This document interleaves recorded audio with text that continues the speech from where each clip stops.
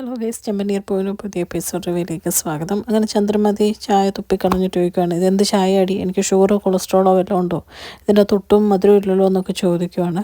ആ സമയത്ത് രേവതി പറയാണ്, എന്തിനമ്മയത്ത് ദേഷ്യപ്പെടുന്നത്, അതിൻ്റെ മധുരം ആവശ്യത്തിനുണ്ട്, പിന്നെ ഇങ്ങനെയൊക്കെ ദേഷ്യപ്പെട്ട് കഴിഞ്ഞാൽ ഷുഗറും കൊളസ്ട്രോളും ഒക്കെ വരും എന്ന് പറയുകയാണ് കേട്ടോ. ഇതൊക്കെ കേട്ട് ദേഷ്യം വന്ന് ചന്ദ്രമതി ആ കപ്പെടുത്ത് ഒറ്റയേറി എറിയുവാണ്.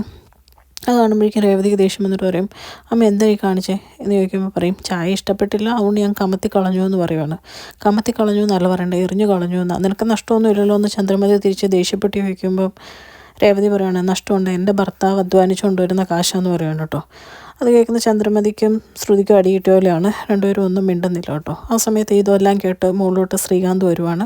എന്നിട്ട് ശ്രീകാന്ത് ചോദിക്കും, അമ്മയ്ക്ക് ഇത് എന്തിൻ്റെ കുഴപ്പമാണ്, അമ്മ കൊച്ചു കുട്ടിയൊന്നുമല്ലോ, അമ്മയ്ക്ക് ഇതൊന്നും അറിയാൻ പാടില്ലയോ എന്നൊക്കെ ചോദിച്ച് ദേഷ്യപ്പെടുവാണ് കേട്ടോ. അപ്പോൾ ഇതൊക്കെ കേട്ട് ചന്ദ്ര പറയും, നീ എന്തോ അറിഞ്ഞുകൊണ്ടാന്ന് ചോദിക്കുമ്പോൾ പറയും, എൻ്റെ അമ്മേനെ എനിക്ക് അറിയാൻ പാടില്ലാത്തല്ലോ, അമ്മയ്ക്ക് ഇത് തന്നെയാണോ പണിയെന്നൊക്കെ ചോദിക്കുവാണ്. എന്നിട്ട് ശ്രുതിയോട് ചോദിക്കുന്നുണ്ട്, ഇടത്തേക്കെങ്കിലും ഒന്ന് പറഞ്ഞു കൂടെയെന്ന് ചോദിക്കുമ്പം ശ്രുതി പറയാ, അത് ഞാൻ എന്നിങ്ങനെ പറഞ്ഞ് നിൽക്കുവാണ് കേട്ടോ. എന്നിട്ട് ശ്രുതി പറയുന്നുണ്ട്, എന്തിനാ അമ്മ ഇങ്ങനെയൊക്കെ ചെയ്യാൻ പോയെന്ന് ചോദിക്കുകയാണ്. ആ സമയത്ത് ശ്രീകാന്തും രേവതിയും കൂടെ പയ്യെ താഴോട്ട് പോവുകയാണ് കേട്ടോ. താഴോട്ട് പോകുന്ന വഴിക്ക് രേവതിയോട് ശ്രീകാന്ത് പറയുന്നത്, സാരമില്ല ഇടത്തി, വിഷമിക്കേണ്ടെന്നൊക്കെ പറയുമ്പോഴത്തേക്കും രേവതി പറയുവാണ്, എനിക്കെന്ത് വിഷമം, എൻ്റെ സ്വന്തം ഭർത്താവ് എനിക്കിവിടെ ഒരു വില തരുന്നില്ല, അപ്പോൾ പിന്നെ അമ്മയുടെ കാര്യം പറയേണ്ട കാര്യമുണ്ടോ, അമ്മ ചെയ്തതിൽ എനിക്ക് എന്തെങ്കിലും പറയാൻ പറ്റുമോ എന്നൊക്കെ ചോദിച്ച് ആകെ വിഷമിക്കുവാണ് കേട്ടോ.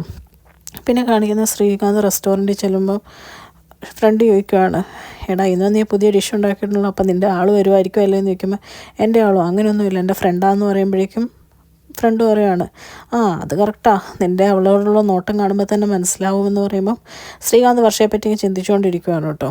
ആ സമയത്ത് ശ്രീകാന്ത് വർഷനെ വിളിക്കുവാണ്, തനിക്ക് വേണ്ടി ഒരു സ്പെഷ്യൽ ഡിഷ് ഉണ്ടാക്കിയിട്ടുണ്ട്, താൻ എവിടെയാണെന്ന് ചോദിക്കുമ്പോഴേക്കും വർഷം ഓൾറെഡി റെസ്റ്റോറൻറ്റിൽ വന്നിട്ടുണ്ട് കേട്ടോ. പുറകിൽ നിന്ന് ഫോൺ എടുത്തിട്ട് പറയും, അതെ എനിക്കിന്ന് വരാൻ പറ്റില്ല എന്ന് ചോദിക്കുമ്പോൾ ശ്രീകാന്തിന് ആകെ വിഷമമാവുകയാണ് കേട്ടോ.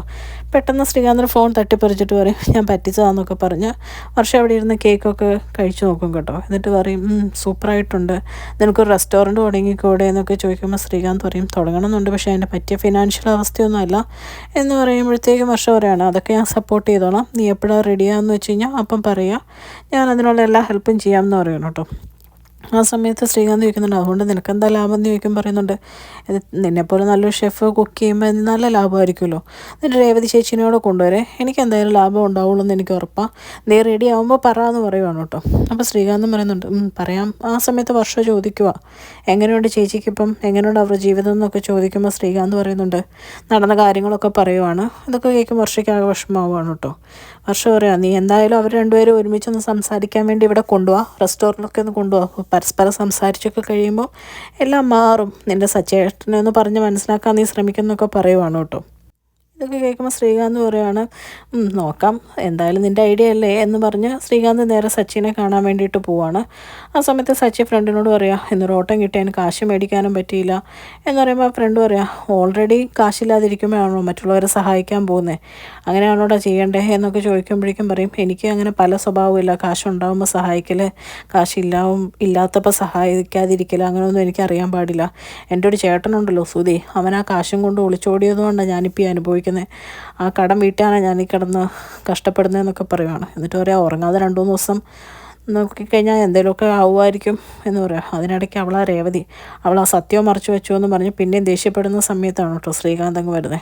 ആ സമയത്ത് ശ്രീകാന്ത് തിരിച്ച് സച്ചിയോട് പറയുന്നുണ്ട്, ഏട്ടൻ എപ്പോഴും ഏടത്തിനെ കുറ്റപ്പെടുത്തി സംസാരിക്കേണ്ട, അമ്മ വീട്ടിലെ ഏടത്തിക്ക് ഒരു വിലയും കൊടുക്കുന്നില്ല, ആ കൂടെ ഏട്ടനും കൂടെ കാണിച്ചു കഴിഞ്ഞപ്പോൾ ഏടത്തിയുടെ അവസ്ഥ എന്താണെന്നറിയോ, വീട്ടിൽ നടന്ന ഓരോ കാര്യങ്ങളൊക്കെ പറഞ്ഞ് മനസ്സിലാക്കാൻ ശ്രമിക്കുവാണ് കേട്ടോ. ഇതൊക്കെ കേൾക്കുമ്പോൾ സച്ചിക്ക് ചെറിയൊരു സങ്കടം ഉണ്ടെങ്കിൽ സച്ചി പറയണം, എങ്കിലും അവൾ സത്യം എന്തിന്ന് മറച്ചു വെച്ചുകൊണ്ടല്ലേ ഇതൊക്കെ സംഭവിച്ചതെന്ന് ചോദിക്കാൻ പറയും, സത്യം മറച്ചു വെച്ചുകൊണ്ടല്ല, ഏട്ടൻ പോലീസുകാരെ തല്ലിക്കൊണ്ടാണ് വണ്ടിക്ക് ഈ അവസ്ഥയായത്, അത് ഏട്ടത്തിയുടെ തലയിൽ ഇടാൻ നോക്കണ്ടെന്ന് പറയുവാണ് കേട്ടോ. പിന്നെ ഗജാനന്ദൻ്റെ കാര്യം പറഞ്ഞു കഴിഞ്ഞാൽ ഏട്ടന് അവൻ്റെ കയ്യോ കാലോ തല്ലി ഓടിക്കും, അല്ലെങ്കിൽ കൊന്നു കളയും, അതല്ലേ ചെയ്യാൻ പോകുന്നത്. അന്ന് തന്നെ ഏട്ടത്തി പോലീസുകാരൻ്റെ ഭാര്യയെ കാലെ കൈയെ പിടിച്ചിട്ട് ഏട്ടനെ പുറത്തിറക്കിയത്, അത് ഏട്ടൻ അറിയാമല്ലോ എന്നൊക്കെ ചോദിക്കുവാണ് കേട്ടോ. അപ്പോൾ സച്ചി പറയുവാണ്, ഇതെനിക്കറിയാം, ഞാനവിടെ കുറ്റപ്പെടുത്തിയല്ലോ, സത്യം മറച്ചു വെച്ചതിൻ്റെ കാര്യമല്ലേ പറഞ്ഞേ, അതുകൊണ്ട് ഏട്ടന് നഷ്ടമൊന്നും വന്നില്ല, ഭർത്താവ് എന്നും കൂടെ വേണമെന്ന് ഏത് ഭാര്യ ആഗ്രഹിക്കുള്ളൂ, അതിനുവേണ്ടി മാത്രമേ ഏടത്തി ഓരോന്ന് ചെയ്തിട്ടുള്ളൂ എന്ന് പറയുകയാണ് കേട്ടോ. ഇതൊക്കെ കേൾക്കുമ്പോഴേക്കും സച്ചി ചെറുതായിട്ടൊന്ന് ആശ്വാസപ്പെട്ടിങ്ങനെ നിൽക്കുവാണ്. ഒന്ന് സമാധാനപ്പെട്ടിങ്ങനെ നിൽക്കുമ്പോൾ ശ്രീകാന്ത് പറയും എന്തായാലും രണ്ടുപേരും കൂടെ വൈകിട്ട് എൻ്റെ റെസ്റ്റോറൻറ്റിലോട്ട് വാ, അവിടെ വന്ന് കുറച്ച് നേരം ഫുഡൊക്കെ കഴിച്ച് സംസാരിച്ചിരിക്കുമ്പം ഏടത്തേക്കും ഒരു സന്തോഷമാവുമെന്ന് പറയണം കേട്ടോ.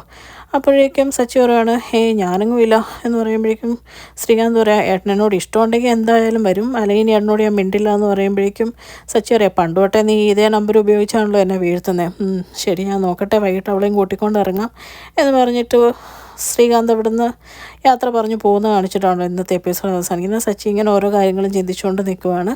ചാനൽ ഇഷ്ടപ്പെട്ടാൽ ലൈക്ക് ചെയ്യാനും സബ്സ്ക്രൈബ് ചെയ്യാനും കമൻറ്റ് ചെയ്യാനും മറക്കരുത്. Thank you.